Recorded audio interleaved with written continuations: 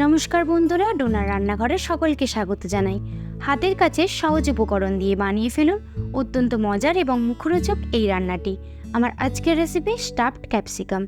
প্রথমে এর জন্য আমি একটা ক্যাপসিকাম নিয়েছি। এরপরে আমি এর উপরের অংশটাকে কেটে বাদ দিয়ে নেব।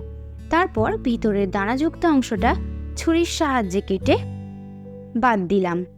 এরপর একটা ডিম ভেঙে ওই ক্যাপসিকামের মধ্যে দিয়ে দেব। তার মধ্যে দেব গ্রেট করা গাজর, কুচনো পেঁয়াজ, কুচনো লঙ্কা, চিলি ফ্লেক্স, পরিমাণ মতো লবণ এবং গ্রেট করা চিজ চারিদিকে ছড়িয়ে দেব। আপনারা চাইলে লঙ্কা ছাড়া এটা বাচ্চাদেরও দিতে পারেন। এরপর টুথপিকের সাহায্যে ক্যাপসিকামের ওই কাটা অংশটা দিয়ে মুখটা বন্ধ করে রেখে দেব।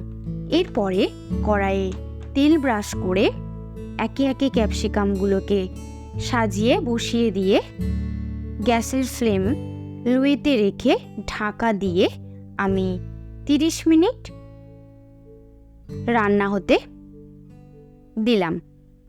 30 মিনিট পর ঢাকা খুলে নামিয়ে নিলাম। তৈরি হয়ে গেল অত্যন্ত মুখরোচক স্টাফড ক্যাপসিকাম। আপনাদের মতামত ভিডিওতে জানাতে ভুলবেন না।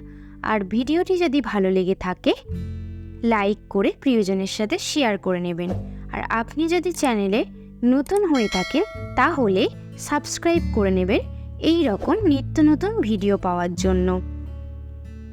দেখুন, কেটে আমি একবার দেখিয়ে দিলাম, ভিতরটা খুব সুন্দর সেদ্ধ হয়েছে। ধন্যবাদ।